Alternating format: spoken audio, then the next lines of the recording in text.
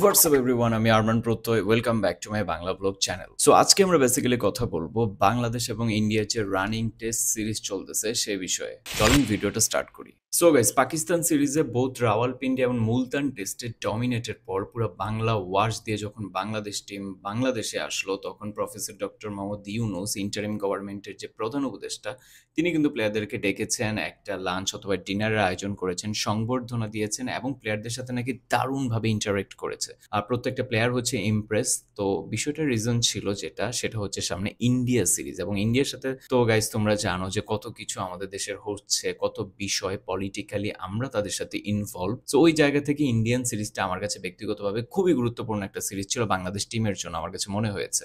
এবং পরবর্তীতে বাংলাদেশ ইন্ডিয়াতে যাওয়ার পর প্রথম টেস্টের প্রথম দিনটা specially was really promising, being honest. তারা খুব ভালো খেলেছে, যদিও আমাদের একটা জন্মগত গাইজ দোষ আছে। সেই দোষটা হচ্ছে আমরা প্রথমত হচ্ছে ৫-৬টা উইকেট টানা খুব ভালোভাবে ফেলে দিতে পারি যে কোনো অপোনেন্টের, খুব প্রেশার ক্রিয়েট করতে পারি। হঠাৎ করে পরবর্তীতে পরিণতিটা কি হয়, ওই প্রেশারটা আবার আমাদের উপরে এসে পড়ে 6th or 7th উইকেটে। এটা শুধু আমি এই প্রথমবার না, লাইফে অসংখ্যবার বাংলাদেশের ম্যাচ যেহেতু ছোটবেলা থেকে ফলো করছি, সো ওখান থেকে দেখেছি হচ্ছে বাংলাদেশ এমন একটা পার্টনারশিপ ফেস করে অপোনেন্ট পার্টি থেকে বা অপোনেন্ট টিম থেকে, যেটার জন্য হচ্ছে যেই জয়ের সম্ভাবনা হয় অথবা যেই মোমেন্টামটা হচ্ছে নিজেদের মাঝে বাংলাদেশ যখন নিয়ে আসে, সেই মোমেন্টামটা লিটারালি চেঞ্জ হয়ে যায় এবং চেঞ্জ হয়ে অপোনেন্ট পার্টি বা অপোনেন্ট টিমের কাছে চলে যায়। যেই জিনিসটা সেম এবারও হলো। 6th or 7th wicket partnership যে করলো রবীন্দ্র জাদেজা এবং রবিচন্দ্রন অশ্বিন, তারা দুজন মিলে কিন্তু একটা 100+ পার্টনারশিপ করলো। রবিচন্দ্রন অশ্বিন সেঞ্চুরি করলো, একটুর জন্য রবীন্দ্র জাদেজা সেঞ্চুরি মিস করলো, এবং এই কারণে হচ্ছে বাংলাদেশ যেখানে একদম ড্রাইভিং সিটে ছিল সেখান থেকে কিন্তু কিছুটা একটু ব্যাকফুটে চলে আসে।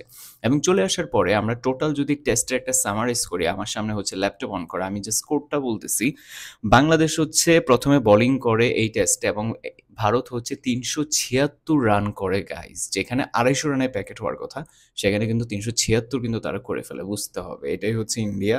এবং বাংলাদেশ হচ্ছে পরবর্তীতে ১৪৯ রান করে অল আউট হয়ে যায়। এবং এই কারণে হচ্ছে যেই টেস্টটাতে অ্যাটলিস্ট ড্র করার মতো একটা ক্যাপাবিলিটি বাংলাদেশের শিওরলি থাকতো, সামটাইমস ইন সাম পার্সপেক্টিভ জিতেও যেতে পারতো, সেই জায়গায় ১৪৯ রান করে যখন বাংলাদেশ অল আউট হয়ে যায় তখন অলরেডি ব্যাকফুটে চলে যায়। তো এখন কি করা যেতে পারে? এখন ডেফিনেটলি হচ্ছে ভারতকে যত কম রানে আটকে টোটাল ভারতের যে টার্গেটটা বাংলাদেশকে দিবে সেটা যদি ৪০০-র মধ্যে থাকে, ৪০০ বা ৪০০-র নিচে, তাহলে কিন্তু একটা ছোটখাটো সম্ভাবনা তৈরি হতে পারতো যে বাংলাদেশ ম্যাচটা হয়তোবা সেখান থেকে জিততে পারতো। এবং বাংলাদেশ সেটা করতে ব্যর্থ হয়েছে এবং ভারত হচ্ছে সেকেন্ড ইনিংসে ব্যাটিংয়ে নেমে ২৮৭ রান করেছে মাত্র ৪ উইকেটে। যখন মাত্র ৪ উইকেটে ২৮৭ রান করেছে, বাংলাদেশের জন্য টার্গেটটা আল্টিমেটলি দাঁড়ায় হচ্ছে ৫১৫ রান।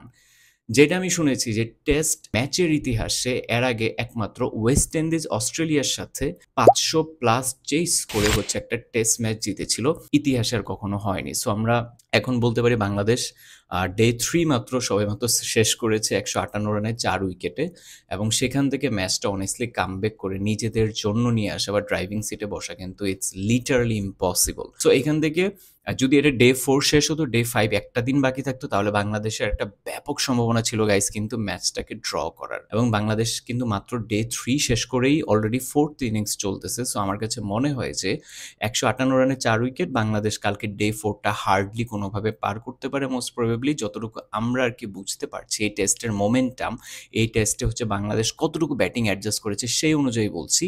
ওই অনুযায়ী কিন্তু বাংলাদেশ আলটিমেটলি ম্যাচটা হেরে যাবে এবং ডে 4এই হারার সম্ভাবনা কিন্তু বেশি। এবং সেই ক্ষেত্রে ভারত হচ্ছে একটা বড় ব্যবধানে কিন্তু টেস্ট ম্যাচটা জিততে চলেছে। এবং এই টেস্ট থেকে আমার কাছে মনে হয় এখন কি শিক্ষণীয় বাংলাদেশের জন্য। প্রথমত হচ্ছে আমি একটা জিনিস ওপেনিং পেয়ারে অবজার্ভ করেছিলাম, আমি লাস্ট একটা ক্রিকেট নিয়ে গাইজ ভিডিও দিয়েছিলাম, সেখানে বলেছিলাম যে বাংলাদেশের যদি এই ম্যাচটাতে নিজেদের কাছে মোমেন্টামটা রাখতে হয়, সবচাইতে গুরুত্বপূর্ণ হচ্ছে ওপেনিং পেয়ারের একটা গুড স্টার্ট। এটার বিকল্প কিন্তু গাইজ হতেই পারে না। যেখানে প্রথম ইনিংসে ১৪৯ রানে যে বাংলাদেশ অল আউট হয়েছে, এবং সেটার মধ্যে একটা মেইন রিজন হচ্ছে ওপেনিং পেয়ারের কলাপস। এবং ওপেনিং পেয়ার কলাপস করার কারণে কিন্তু বাংলাদেশের যে টপ অর্ডার থেকে middle order, lower middle order যত ব্যাটসম্যান ছিল, তারা কিন্তু এখানে প্রপারলি স্যুট করতে পারে নাই। এবং ওপেনিং পেয়ার একটা মেজর প্রবলেম আমার কাছে যেটা পরিলক্ষিত হয়েছে, তোমরা যারা খেলা ভালোভাবে অবজার্ভ করছো গাইজ, তারা কিন্তু দেখতে পারবা। ফর এক্সাম্পল, জসপ্রীত বুমরাকে যখন সাদমান ইসলাম যখন ফেস করছিল একদম শুরুর দিকে, প্রত্যেকটা বল সে যখন খেলছিল তখন সে একটু জাম্পিং ওয়েতে খেলছিল, তার ফ্রন্ট ফুট এবং ব্যাক ফুট দুই জায়গা থেকে সে জাম্প করে করে ডিফেন্স করছে, জাম্প করে, করে সিঙ্গেল নিচ্ছে। বেসিক্যালি এটা হয় কখন? যখন একটা প্লেয়ার ব্যালেন্স হারাই ফেলে। একটা প্লেয়ার যখন ওই পেসটাকে বা ওই সুইংটাকে কন্ট্রোল করতে পারে না, কোনোভাবে ডিফেন্সিভ ওয়েতে খেলতে চায়, তখন কিন্তু এই জাম্পিং স্ট্র্যাটেজিটা কাজে লাগায়, যেটা একটা রং স্ট্র্যাটেজি। এবং সেই কারণে ওপেনিং পেয়ারের মধ্যে যে কনফিডেন্সের ল্যাকিংস ছিল, সেটা কিন্তু খুব ভালোভাবে বুঝা গিয়েছে। পরবর্তীতে এটার সাফারার হয় হচ্ছে অন্যান্য প্লেয়ার যারা এসেছে ব্যাটিংয়ে তারা। সো এখান থেকে আমাদের মনে হয়েছে যে বাংলাদেশের শিক্ষা নেওয়া উচিত এবং বাংলাদেশের পরবর্তী টেস্টের জন্য জাসপ্রীত বুমরাকে নতুন এসজি বলে কিভাবে মোকাবেলা করতে হবে সেই ব্যাপারে কিন্তু কোচের ডেফিনেটলি কাজ করা উচিত গাইস। এবং সেখানে কাজ তো শুধু করতেই হবে না, মিডল অর্ডারে সাকিব আল হাসান থেকে শুরু করে ইভেন মুশফিকুর রহিমও প্রথম টেস্টে যেভাবে দেখলাম দায়িত্ব না নিয়ে সেকেন্ড ইনিংসে তিনি যেভাবে ব্যাটিং করেছে সেটা কিন্তু একটা প্রশ্নের সম্মুখীন করা উচিত।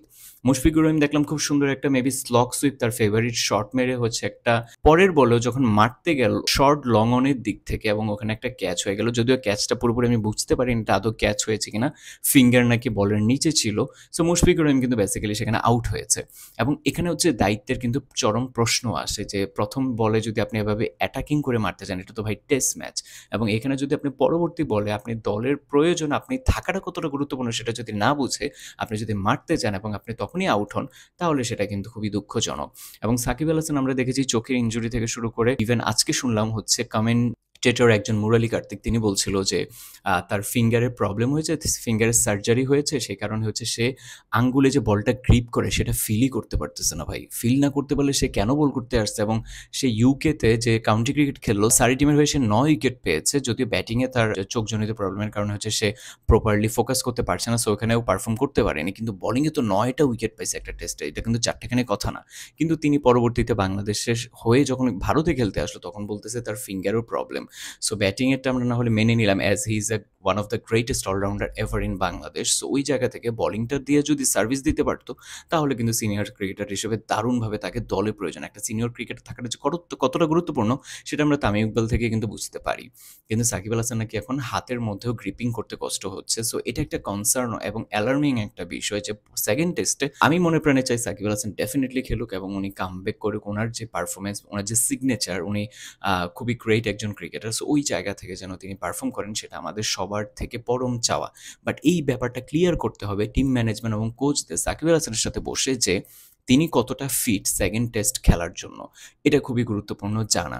এবং লোয়ার মিডল অর্ডারে Liton Das is doing good. আমার কাছে মনে হয়েছে তার অ্যাগ্রেশন এবং বডি ল্যাঙ্গুয়েজে মনে হচ্ছে যে সে ভালো পারফর্ম করার জন্যই মাঠে নামছে। ব্যাটিংয়ে মেহেদী হাসান মিরাজও অ্যাজ ইউজুয়াল ভালো করার চেষ্টা করছে। সো আমার হচ্ছে একদম মিডল অর্ডার এবং হচ্ছে ওপেনিং পেয়ারে মনে হয়েছে একটু সমস্যা আছে, যেগুলো ডেফিনেটলি ঠিক করতে হবে। বোলিং একদম অন্য লেভেলের, বোলিং নিয়ে কোনো কথাই হবে না। বোলিং দুর্দান্ত বাংলাদেশ করছে একদম পাকিস্তান সিরিজ থেকে, তো এই ব্যাপারে কোনো কথা হবে না। কিন্তু ব্যাটিংয়ের নিয়ে চরম লেভেলের কাজ করে যদি সেকেন্ড টেস্টে বাউন্স ব্যাক করে যদি ম্যাচটা জেতা যায়, একে সিরিজটা যদি সমতায় আনা যায়, তাহলে আমার কাছে মনে হয় এটা সবচেয়ে বিগেস্ট একটা অ্যাচিভমেন্ট হবে বাংলাদেশ টিমের জন্য। সো ডেফিনেটলি তাদের প্রতি সকল ধরনের প্রত্যাশা রয়েছে। এবং এই টেস্টটা কালকে ডে 4, যেহেতু আমার কাছে কেন জানি মনে হচ্ছে যে ডে 4 হয়তো বা টেস্টটা এন্ড হয়ে যাবে, এবং ডে 4 যদি গাইস টেস্টটা এন্ড না হয় ডে 5 চলে যায়, তাহলে তো আমি মনে করি এই টেস্টটাতে বাংলাদেশ যথেষ্ট ফাইট দিতে অ্যাটলিস্ট পেরেছে সেকেন্ড ইনিংসে। যদিও ব্যাটসম্যান যারা আছেন এখানে আমার কাছে সাকিব আল হাসান যেহেতু একটু ইনজুরি অথবা একটু প্রবলেমে ভুগছেন, সো ওই কারণে আমার কাছে মনে হচ্ছে যে তিনি ডে 4 এর শুরুতে হয়তো বা বেশিক্ষণ মাঠে টিকতে পারবেন না। সো ওই জায়গা থেকে আমার কাছে হিসাব নিকাশ অনুযায়ী মনে হচ্ছে যে বাংলাদেশ কতটুকু সার্ভাইভ করতে পারবে এটা একটা বড় প্রশ্ন। আমরা মনে প্রাণে চাই যে সামনে টি-20 সিরিজ আছে ভারতের সাথে বাংলাদেশ জন্য, সেখানে ভালো করে এবং টেস্টটা যেটা সেকেন্ড সেই টেস্টটা যেন বাংলাদেশ অ্যাটলিস্ট আমাদের জন্য জিতে। আমাদের আর বেশি কিছু চাওয়ার নাই। লেটস সি কালকে ডে 4 কি হয় এবং সামনের যে ভিডিও আসবে সেটাতে আমার প্রেডিকশন আপনারা মিলিয়ে নিবেন যে ডে 4 কি বাংলাদেশ অল আউট হয়েছে কিনা। এবং সেকেন্ড টেস্ট নিয়ে আমরা এক্সপেকটেশন রাখি। ভেরি সুন খেলা নিয়ে নেক্সট ভিডিও আসবে। Still then stay happy, stay kind and spread the positivity. আমার চ্যানেলটাকে গাইস প্লিজ সাবস্ক্রাইব করে দিবা, গিভ আ থামস আপ, এবং গাইস রিকোয়েস্ট করছি যে কমেন্ট করবেন। আপনারা কমেন্ট করে হচ্ছে জানাবেন আপনাদের মতামত কি বর্তমান বাংলাদেশ টিম সম্পর্কে। Let's we guys get interaction between each other. Hopefully ভালো কিছু হবে। সবাই ভালো থাকবেন। আসসালামু আলাইকুম।